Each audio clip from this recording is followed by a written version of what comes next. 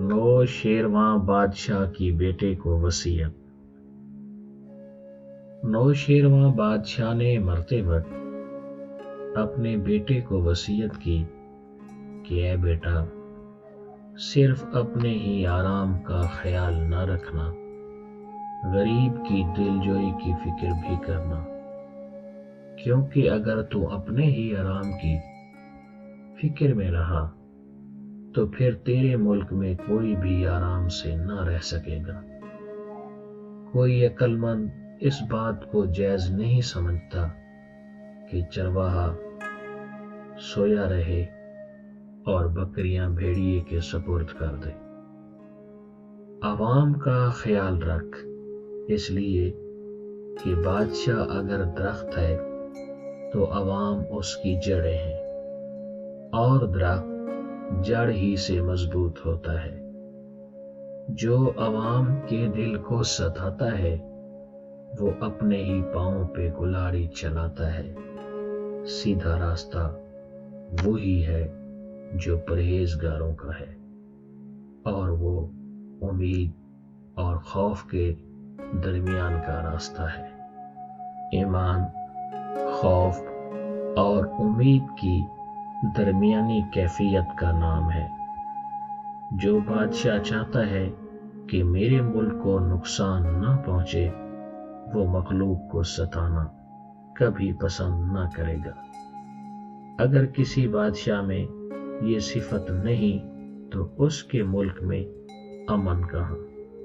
तू जिसका बंदा है उसकी रजा हासिल करने की कोशिश कर, और अगर तू खुद सर है तो जा अपना सर खा।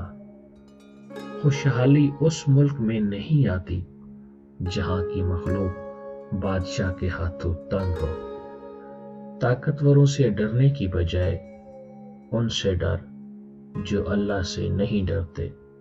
वो तुझे जरूर नुकसान पहुंचाने की कोशिश करेंगे। रियाया को सताने वाला ख्वाब ही में मुल्क के अंदर अमन देख सकता है। जुल्म से खराबी और बदनामी होती है। रैयत को जुल्म से ना मार, क्योंकि वही तो हुकूमत की पुश्त पनाह होती है। अपने फायदे के लिए किसान को न सता, क्योंकि मजदूर खुश दिल होगा तो काम ज्यादा करेगा। किसी भी ऐसे शख्स के साथ बुराई करना बहुत बुरा है जिससे तूने कई बार भलाई देखी हो। इस हिकायत में बहुत सारी इन नसीहतों का जिक्र है कि जिन पर अमल करके एक कामयाब हुकूमत की जा सकती है और हुक्मरान अवाम में अच्छी शोहरत और मकबूलियत हासिल कर सकता है। हुक्मरान अवाम का खैर खा होगा तो लोग बदिलो जान उसकी न सिर्फ इताअत करेंगे बल्कि उसकी कामयाबी और दराजी उम्र के लिए दुआ गो भी रहेंगे, वरना सामने खुशामद करेंगे और पसे पुश्त गालियां देंगे।